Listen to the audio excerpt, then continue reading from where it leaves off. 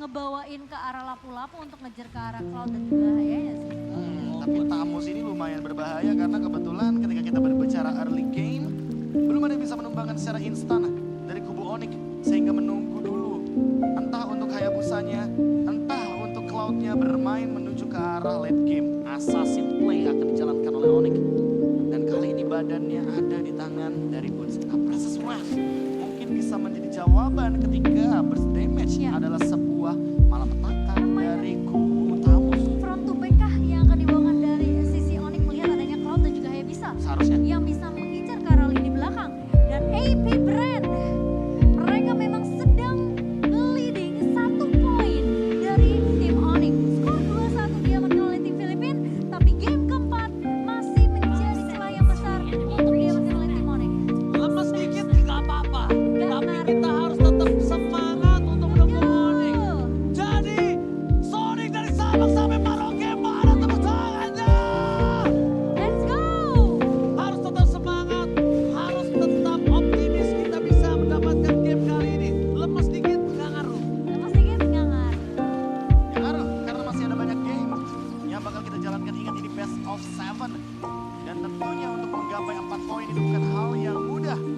Apalagi ketika kita berbicara di M5 World Championship, semua momentum bisa diciptakan. Apakah ketika Grand Final M Series setiap beda region selalu menimbulkan game yang lama? Kita lihat ya kali ini ya. Iya ya, Ah, selalu gitu ya. Ini emang disimpan untuk khusus Grand Finals. Iya.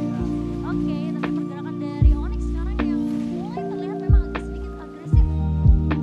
Masih untuk mendapatkan Little Wanderer ya. Dan Suns yang akan untuk landing dari area mid. ya, dan bahkan kalau kita melihat juga dari pemilihan Master Assassin kembali dengan emblem Marshman sehingga membuat attack speed yang dimiliki oleh One dari Super Marco ini cukup harus sedikit ditakuti. Apalagi dengan tempo early game yang dilakukan sama AP Brand ini bisa jadi ada sedikit kendala nantinya ketika berbicara gengki ke area gold lane. Hayabusa dan Kairi harus mempersiapkan bagaimana cara rotasi yang paling efisien. Dan sekarang mungkin momentumnya. Oke, langsung ada Shadow Kill menuju ke seorang Super Marco. Memaksa Wonder ke belakang, tapi sayangnya juga belum berada di dalam posisi level yang cukup maksimal. Tapi ingat, ketika Ogun tidak memiliki flicker, ini adalah sebuah keuntungan. Ya, sebuah keuntungan yang dimana kemungkinan 1-2 flicker yang masih belum ready ketika tackle pertama nanti akan dikontes oleh pemain manajer. Tapi FTZ sepertinya sudah mulai mengganggu juga pergerakan dari seorang Boots. Udah kelihatan sebenarnya dari game 1, game 2, dan game 3. Ini Boots benar-benar diprioritasin banget ketika ada objektif tertentu yang muncul loh. Oke, tapi Kairi terzoning out habis-habisan sama Flap TZ. Bahkan mundur ke arah belakang. Di depan sana Angela udah standby on position bersama dengan satu Primal War for defensive. Vengeance telah didapatkan oleh seorang Flap TZ. Zoning outnya pun berhasil.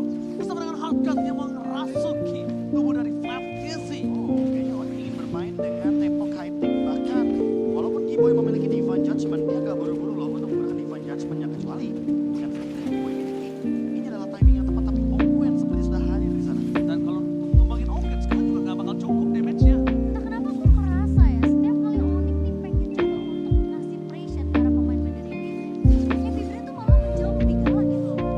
Ya, karena mereka rotasinya berdua sih pokoknya. Seperti yang membuat gerakan secara jumlah dan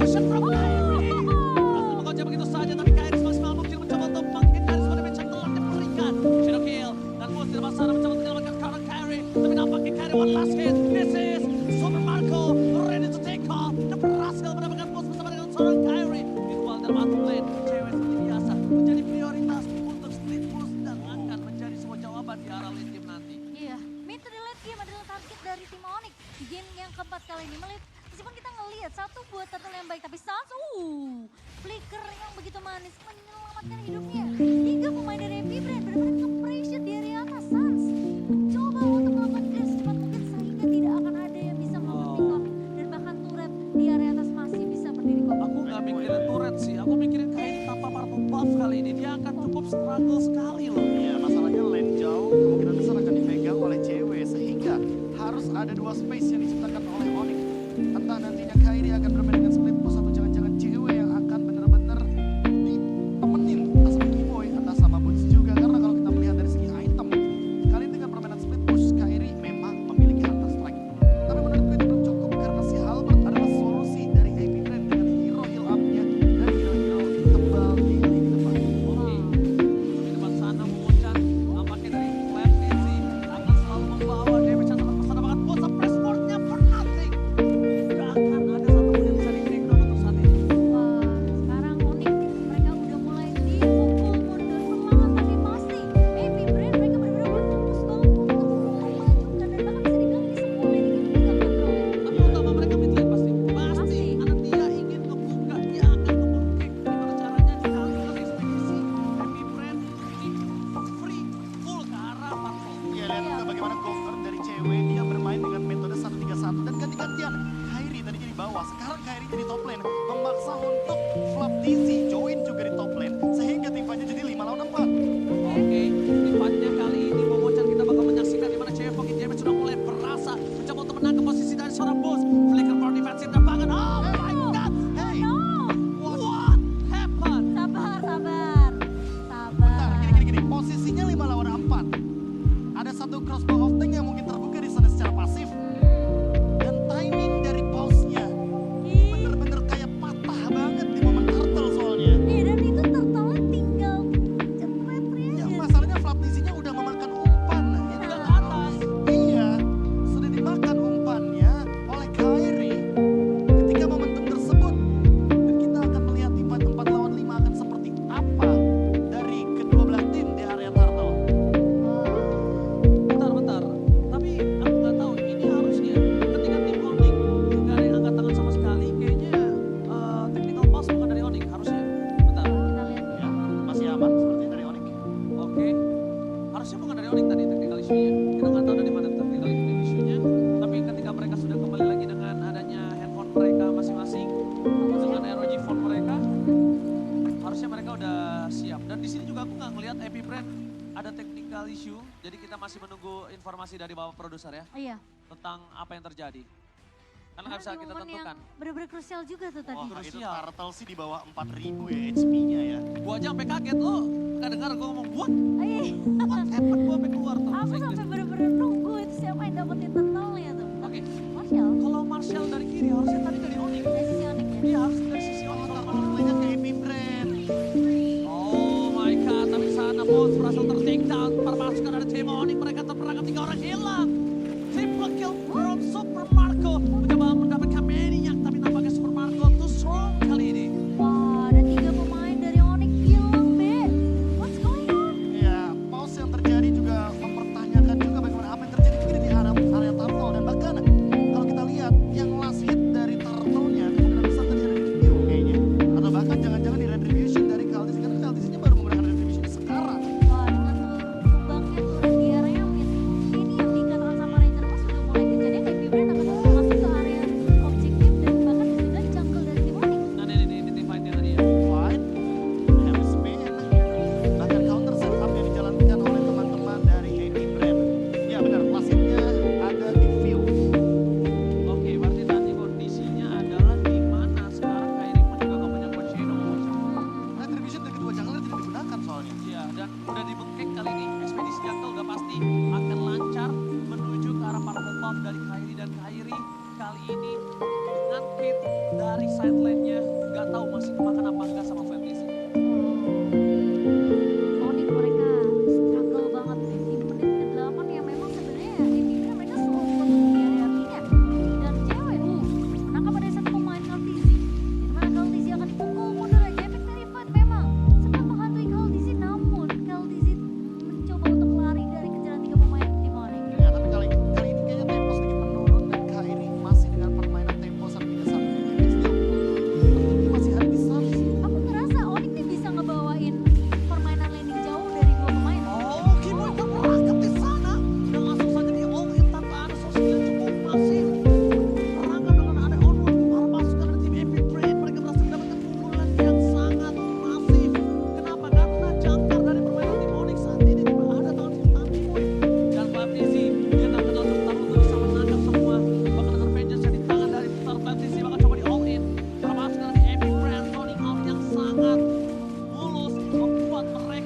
mendapatkan boost dan bahkan kalau ini booster takedown juga dengan passwordnya bersama dengan Purple Buff itu berbahaya. Dan Kairi, the best thing yang bisa dilakukan hanya apa? Hanya split push. Nah itu yang aku bilang tadi, Onyx mereka di posisi yang benar-benar tertinggal banget dari segi net worth 4.500 dikantongi oleh Vibran dan bahkan dari Lord yang pertama juga diamankan.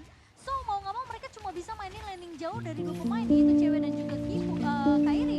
Ya, tinggal memainkan bagaimana metode late game yang mungkin bisa mereka jalankan juga. Blade of Despair di Kairi. Ini akan menambah lagi power damage dari Hayabusa. Dan kalau kita melihat sedikit bagaimana keadaan dari Cewek yang perlu waktu lebih lama lagi. Minimal mereka harus menahan sekitar 3 sampai 2 Lord lah paling minimal. Hingga akhirnya Kairi dan juga Cewek mampu untuk melakukan sebuah flanking dengan physical damage-nya. Jadi ada 2 pemicu untuk Wind of Nature dari Super Marco. Oke, bahkan dari Heavy Brand kali ini mereka mencoba untuk melakukan split push di 3 lane yang berbeda. Di arah bottom lane dengan adanya satu tapi tidak sekuat itu dari segi posisi high ground mereka. Mereka cuma punya Cewek dan sedangkan Bulls menjadi badan sekarang menjadi bulan-bulanan badan dari tim Heavy Brand yang melakukan dan bahkan kalau Bulls tunjukin batang itu sedikit aja itu akan di all in. Lihat Shadow Kill hanya untuk lane minion karena sekarang yang dia lakukan Onyx cuma bisa bertahan karena dia akan coba ada invasi dari bottom lane Outbrand. Tidak ada konsel gaming pun terjadi. Bulls mencoba untuk menangkap dengan adanya eruption dan clear minion menjadi sebuah jawaban di arah bottom lane. Wah, aku benar-benar nunggu momennya Kiboy sih, Beb. Untuk mereka dengan satu body fight judgment. Dan kemungkinan kita harus berharap Heavy Brand mereka bisa dapetin satu blunder dulu deh. Karena posisinya ini mereka juga mainnya disiplin banget dari Heavy Brand. Ya, atau setidaknya bermain dengan posisi 3-2 kali ya. Kalau kita 3-2. melihat dari Flat Easy kan dia juga bermain dengan Tamus. Dan lumayan sering terpancing juga ketika Kairi melakukan split push. Jadi mungkin itulah momen yang bisa diciptakan dari Kiboy dengan melakukan Divine Judgment Shutdown menuju ke arah Flat Easy-nya. Jangan biarkan Flat Easy mendapatkan 1-2 celah untuk memop up Inferno-nya sebelum nantinya poin pick-off-nya bisa berhasil dan mereka akan bermain dengan metode 3-2 yang cukup ekstrim kali ini. Bahkan 2 damage dealer-nya berada di lane yang sama. Oke. Flip Dizzy benar-benar menang banget dari segi network sih mereka. Jadi kayak aku merasa dari segi item aja ini masih dipegang jauh banget dari sisi Flip Dizzy. Ya, betul sekali. Dan kalau ngomongin dari posisi ini bukan pertama kalinya lihat dengan adanya goal difference yang jauh dengan 1 berbanding 8 poin kali justru Kino tapi 1 poin yang sangat berhasil didapatkan Onyx. Sudah menit 12. Sudah menit 12, menit 15 obstacle selanjutnya. Yes. Menit 18 habis itu ketika menit 20, 22 itu akan jadi posisi yang sama dan sekarang ini adalah salah satu obstacle yang harus dilewati. Lewat gak di menit 12? Tapi yang aku Kiboy lihat. takutkan itu sih, Ji. Karena bisa dibilang di game pertama sama game ketiga, Heavy Brand, Oke, Kiboy kedapatan kali ini dengan posisi dan Heavy Speed disambut dengan sangat baik oleh perawat suka dari Heavy Brand. Kiboy terperangkap, oh my god. Piu udah mulai peka di mana keberadaan dari sosok seorang Kiboy dan selalu awareness dengan seluruh boost yang dimiliki oleh tim dari Heavy Brain. Dan ternyata Energy Eruption berhasil mendapatkan 2 dan ada press ward-nya yang masih ditaruh oleh seorang bot membuat para pasukan dari tim Heavy Brain agak cukup sedikit berhati-hati. Saat Purple Water dikeluarkan, Shadow Kill menuju ke seorang Fantasy tapi terlalu kuat. Belum bisa menumpahkan Fantasy sedangkan Kyrie kali ini diselamatkan oleh seorang Suns dan posisinya dari Onyx. Mereka dengan tidak ada tumbang sama sekali aja ini udah the best thing yang bisa dia dapat. wah itu benar-benar kating yang bagus banget dari Heavy Brand. Mereka memang gak sempat untuk ngasih space ke arah Super Marco untuk pecah dari segi cost Apa yang roster. harus mereka lakukan? Tapi menurut aku, Onyx mereka harus nge-drag lagi game ini sampai menuju ke arah 15 menit ke atas sih, Beb. Ya, aku Karena setuju menurut banget. aku kayaknya kalau paksa untuk team fight ini malah jadi bahaya untuk Onyx.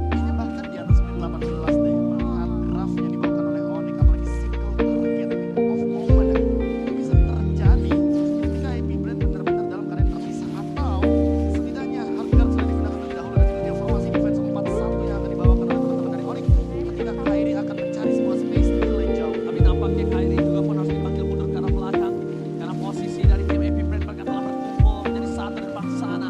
Kaltizi gagal mendapatkan sosok dari Kyrie. Lord masih bisa ditahan. Lihat obstacle kali ini. Oke. Udah lewat. Obstacle menit 12 sudah lewat. Obstacle selanjutnya akan ada di menit 15-16. Kita bakal menyaksikan di mana para pasukan dari Heavy Brand akan coba menabrak jarak mid lane. Posisi dari Bulls mencoba energy eruption di depan sana. Tarik. Walaupun turretnya di depan sana berhasil menjaga dan lihat tidak ada dia mencatur buat para pasukan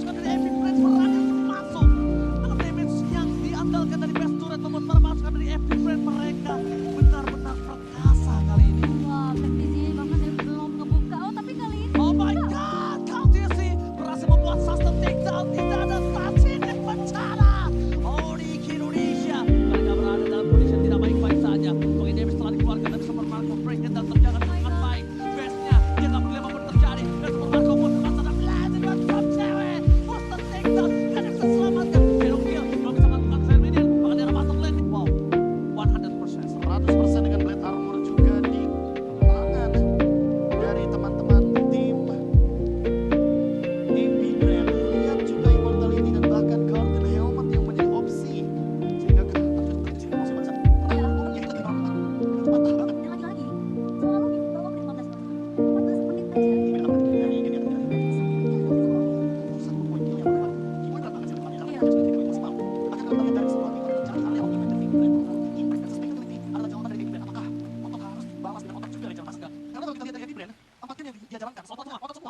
Dan ini adalah saatnya Onyx menunjukkan makro play mereka. Dan karena gini, kita ngomongin Onyx sekarang dalam kondisi berada satu kaki di jurang. Ini mereka butuh keajaiban. Tapi gue percaya keajaiban bisa datang kapanpun ya. Keajaiban bisa datang kapanpun. Semoga reverse sweep, amin. Semoga reverse sweep. Amin. Topan 3 harapan kita di sana. Lihat aja, kita masih ada satu game lagi untuk membawa game selanjutnya. Ini masuk game 5 kan? Game 5, Enam. game 7. Yes, setuju. Dan itu adalah game di mana Onyx akan leading dari semua gamenya